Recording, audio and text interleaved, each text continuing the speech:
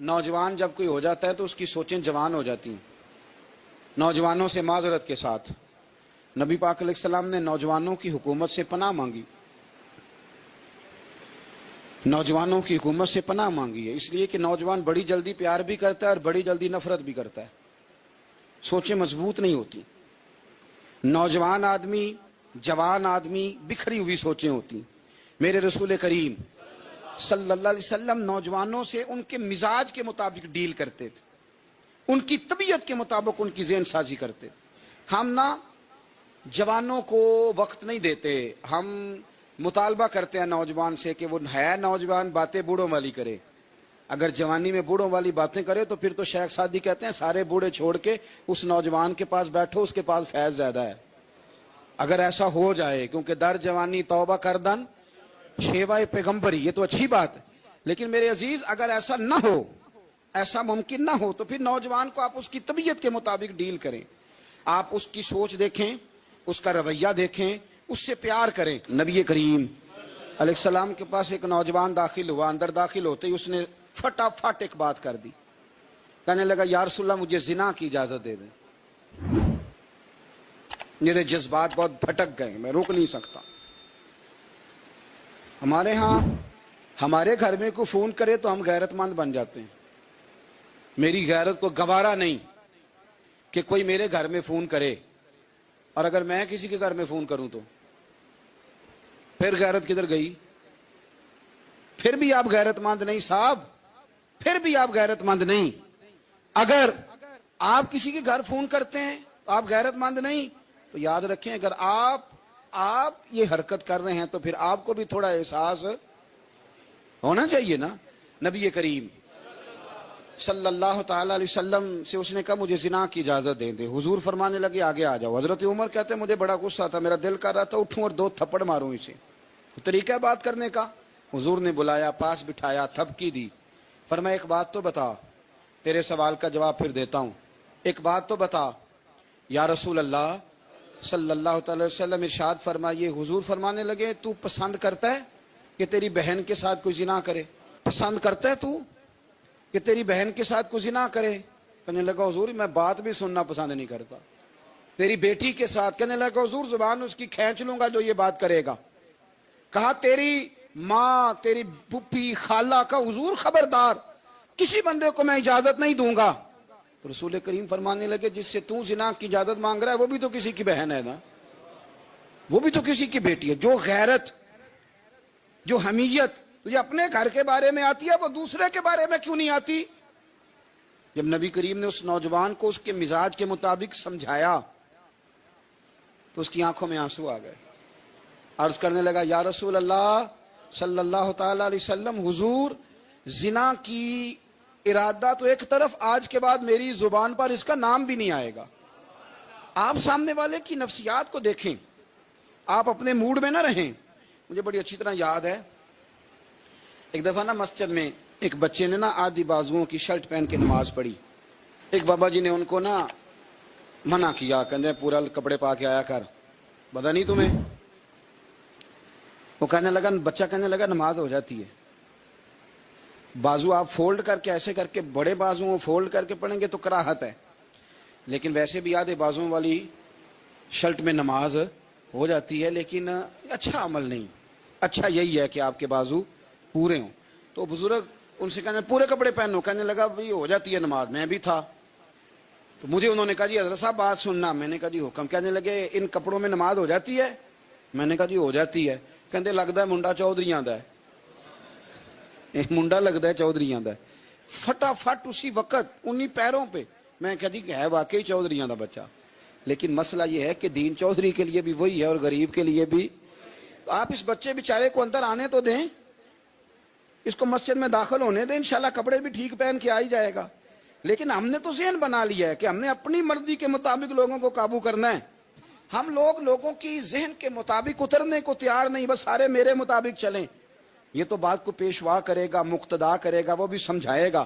رسول کریم علیہ الصلوۃ والسلام لوگوں کو جبرن نہیں جھکاتے تھے، حضور دلائل دیتے تھے. نوجوان بچوں کو موقع دیں، انہیں سمجھائیں، انہیں قائل کریں، ان سے پیار کریں، ان کی نفسیات کو سمجھیں، اس کے مطابق ان کے ساتھ آپ ڈیل کریں، پھر آگے بڑھیں.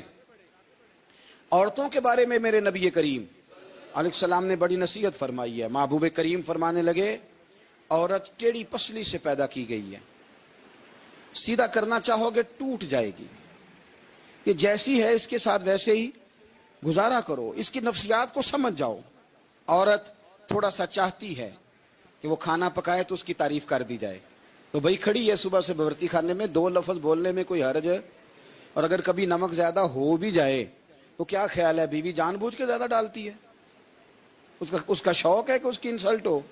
ہمارا رویہ اتنا سخت ہوتا ہے, بعض اوقات اتنا تکلیف دہ ہوتا ہے کہ اس سے جذبات کو ٹھیس پہنچتی ہے, مزاج میں خرابی آتی ہے.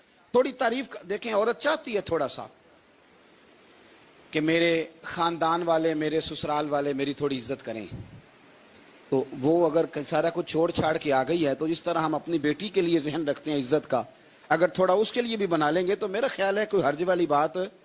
ہم نا لوگوں کا خیال رکھنے کی بجائے لوگوں کو چڑھاتے ہیں. ناراض تو نہیں ہو جائیں گے آپ؟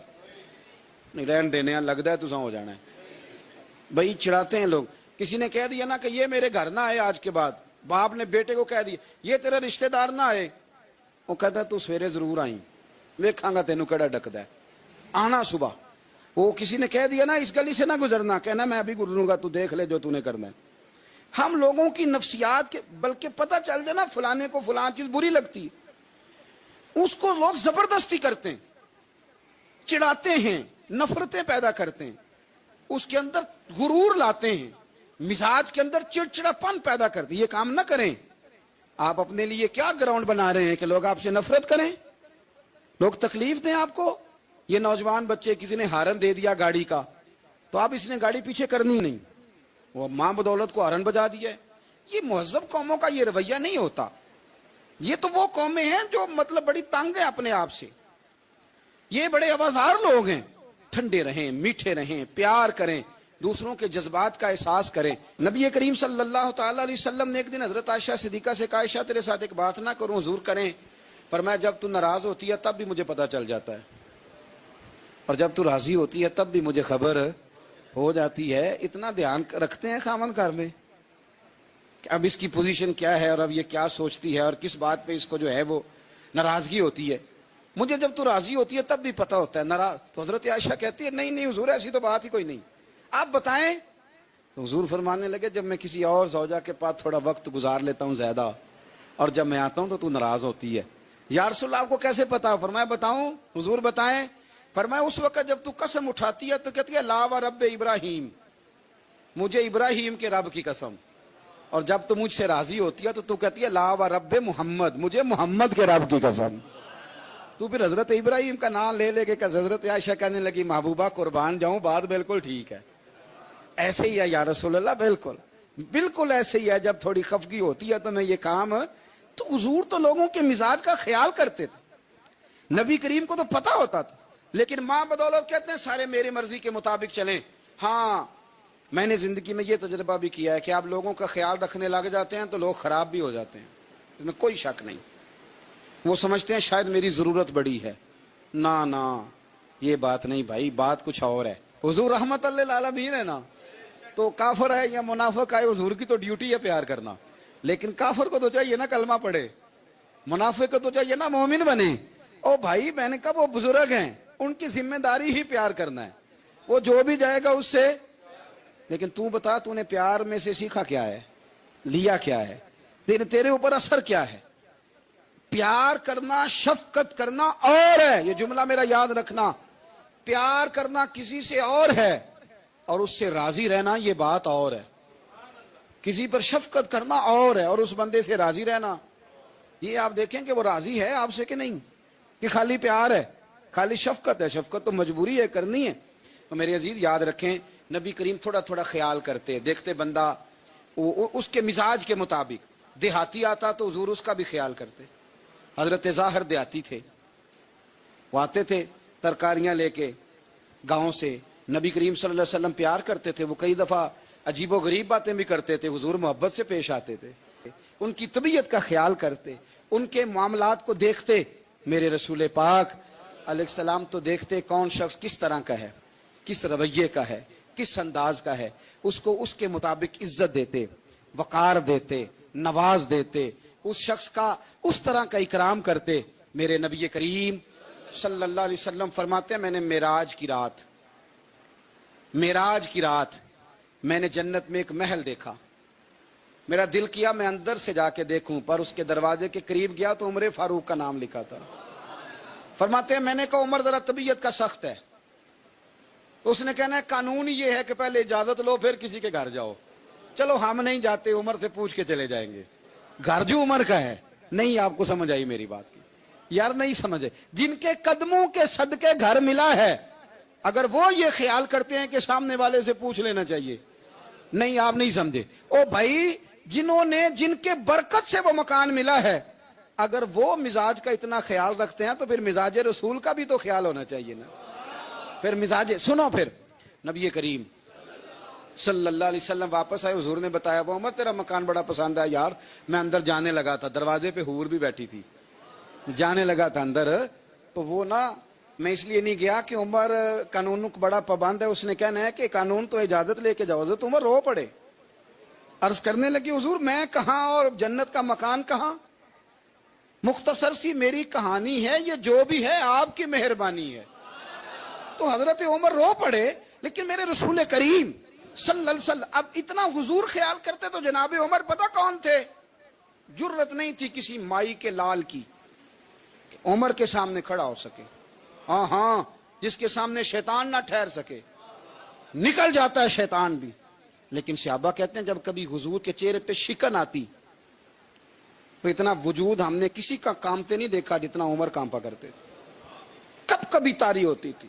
وہ دلیر میں کہیں اور ہوں, یہاں تو میں غلام ہوں, یہاں تو میں نوکر ہوں. دعا منگیا کرو سنگیو کتے مرشد نہ روس جاؤ. رو پڑتے. اور طریقہ کیا ہوتا؟ زمین پہ کونیاں رکھ کے نا, کونیاں گھٹنے, اب میں آپ کو کر کے کیسے دکھاؤں, حدیث صحیح میں موجود. یہ کونیاں زمین پہ رکھ کے نا, جیسے بچے نہیں چلتے, کونیاں دونوں زمین پہ حضرت عمر رکھ دیتے اور یوں کونیاں رکھ کے تو یوں ہاتھ باندھ دیتے حضور کے سامنے, نیچے کونیاں اور ہاتھ باندھتے اور پھر روتے. جب حضور ناراض ہوتے تو کسی اور سے ناراض ہے نبی پاک, عمر سے نہیں, تو یوں دونوں ہاتھ بچھا دیتے, یوں ہاتھ باندھتے اور